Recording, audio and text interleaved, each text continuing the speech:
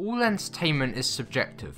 There's always going to be that one YouTuber that we dislike, that video game we love, and that movie we hate. But if you feel this way about any types of media previously mentioned, you should always have your reasons as to why. Everyone is entitled to their own opinion, but if there is no opinion to begin with, how can you possibly hate something? As time's gone on, I've noticed that people often hate things for the sake of hating things. Throughout this video, I'll be looking at multiple examples of things that people find cool to hate. Let's begin. YouTube. A lot of viewers on YouTube tend to be sheep. Sheep Squad. Remember Leafy? You may do. Well, before iDubbbz dropped his video, Leafy was pulling millions of views each and every day. And during this time, I was not a fan of his content. I used to watch him way before he blew up, when he was still doing those story videos. But as time went on, he started doing these reaction type videos. And that's when I slowly began to lose interest in his channel, because of how repetitive they were becoming. I made the decision to no longer view his content because I no longer enjoyed it.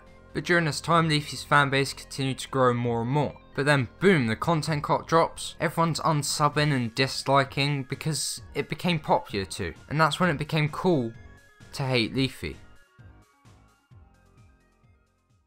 Movies. Star Wars. Wait, hold up a second.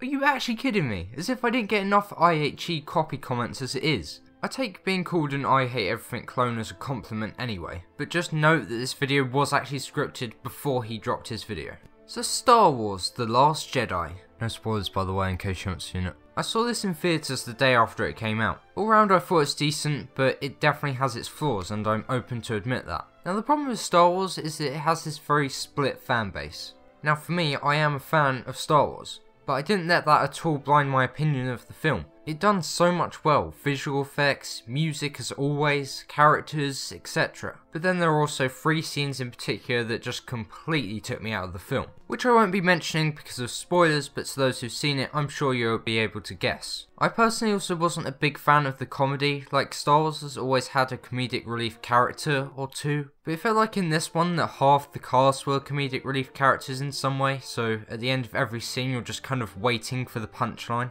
All round I ended up giving the film a 7 on IMDb.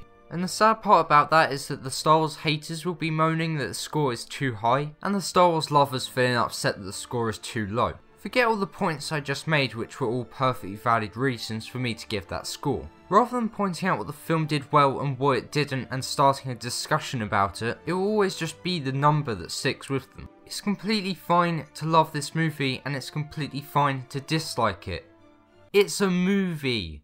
But no matter what, it seems like the haters side of the fan base will never be satisfied, because it's cool to hate Star Wars. Gamers.